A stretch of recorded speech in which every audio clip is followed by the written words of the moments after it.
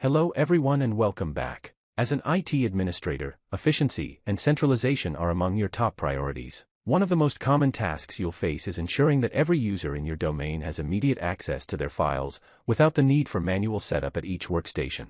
Therefore, in today's video, I'll show you how to automatically map a network drive for all domain users using Active Directory on Windows Server 2025. This method reduces support requests, secures user data, and ensures a seamless experience for your employees. Let's get started. First, we'll need to create a new folder and share it.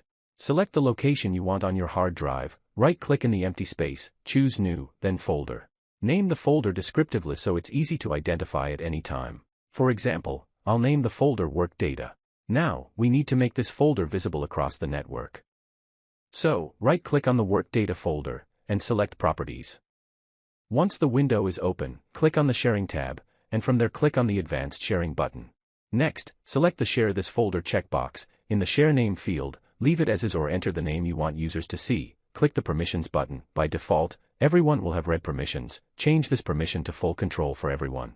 And click Apply and OK. Don't worry, giving everyone full control here doesn't mean the server is insecure. We'll use NTFS permissions in the next step to specify exactly who can see what. Before moving on to the next step, select the shared folder path and copy it, as we'll need to paste it into Active Directory later. Next, I'll set the NTFS security permissions. In the same Properties window, go to the Security tab, and at the bottom, click the Advanced button. In the pop-up window, click on Disable Inheritance, then select the option Convert inherited permissions into explicit permissions on this object.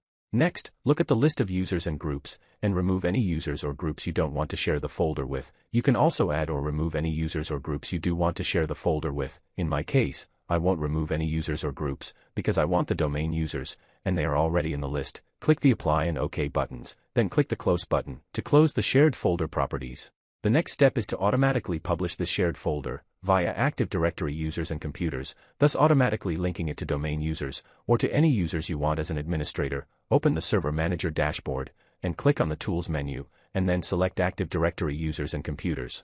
From here, you can link the shared folder to the users. Navigate to the container or organizational unit containing the users you want to link. In my case, I'll select the organizational unit called Test. On the right-hand side, select the users you want to link to the folder. After selecting them, right-click and select Properties. From the User Properties window, click the Profile tab. Then locate the Home folder section, and select the Connect option.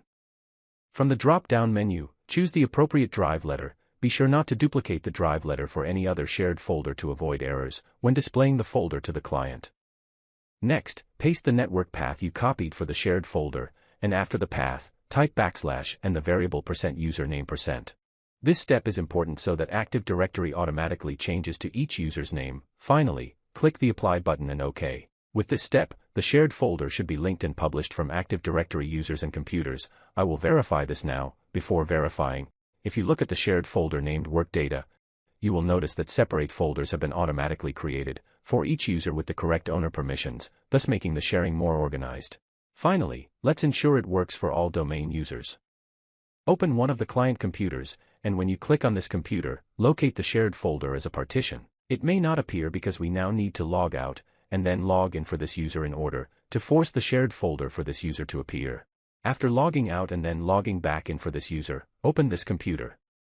You will now find a network location associated with drive Q, the drive letter you entered during setup. Now open the drive and create a test text document. This is to verify that the shared folder works without any problems. Then, return to your server and check the shared folder for the user. You will find the file synchronized on your server immediately. This secure and professional method allows you to manage user data using Active Directory on Windows Server 2025. This setup not only simplifies user work but also ensures that all company data is securely stored on your server instead of local hard drives. If you found this detailed explanation helpful, please click the like button, and don't forget to subscribe to my channel, and click the notification bell for more in-depth explanations about Windows Server and IT management. Thank you for watching, and see you in the next video.